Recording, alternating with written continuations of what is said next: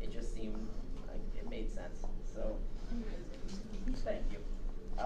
So the way I'm gonna do this is, it sounds kind of like, the way I'm gonna do this, I'm gonna dissect this and then explain each part as I go, and then I'm gonna play the whole thing. So that way it makes more sense. Yeah. Okay. Yeah. So part 1.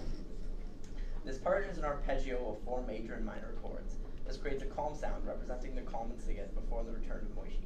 The lattermost part of this section sounds discordant to represent Moishi trying to warn the people of their impending death. Alright, here we go.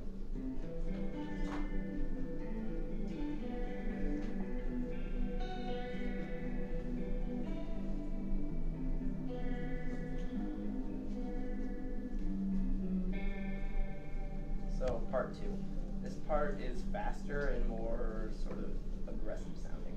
It represents the full arrival of the Nazis in Siget, and the latter part of the section is a run of chords played in almost rapid succession to represent the progressive restriction on the daily lives of the Jewish people.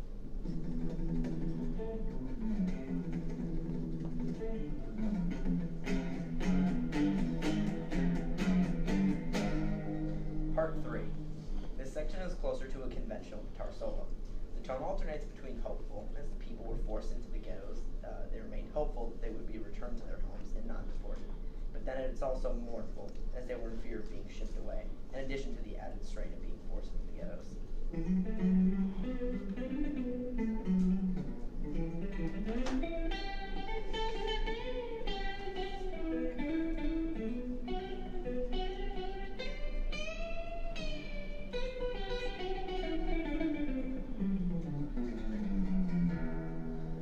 Part 4. This is a faster passage, and the speed and repeated use of the open string is to represent the speed and chugging of a train.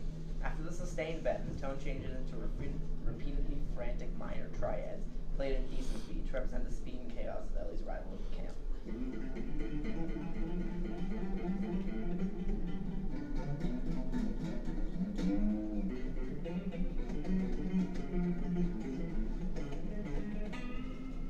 Part 5. This is a much shorter section, with a depressed sound to convey the loss of his mother and sister. That was that.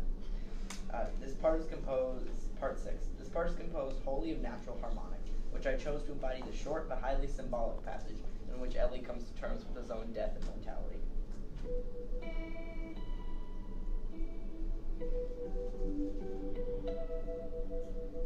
Part 7.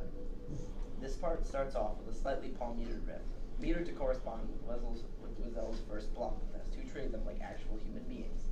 The palm-muting gives way to harshly syncopated power chords, to give a more violent tone, as Ellie and his father quickly had to face the brutality that was commonplace at Auschwitz.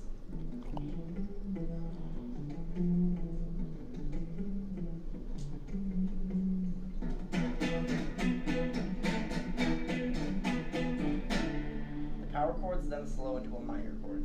This minor chord is then played faster and faster and becomes a chord progression ending on the same chord as it began.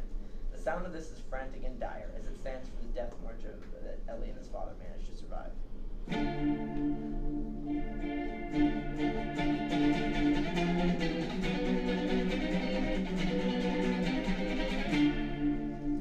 Part 9. This is another section, like section 3, which is closer to a conventional solo.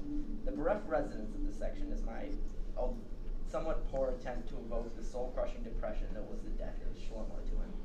I can never really hope to emulate the absolute bleak horror that was his death, so this is just my attempt.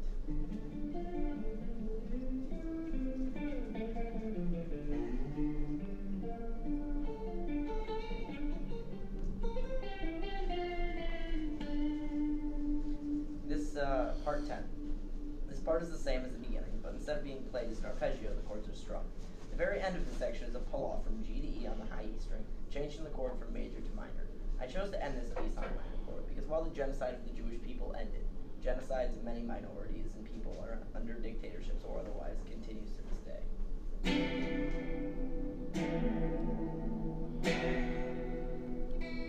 So that's that.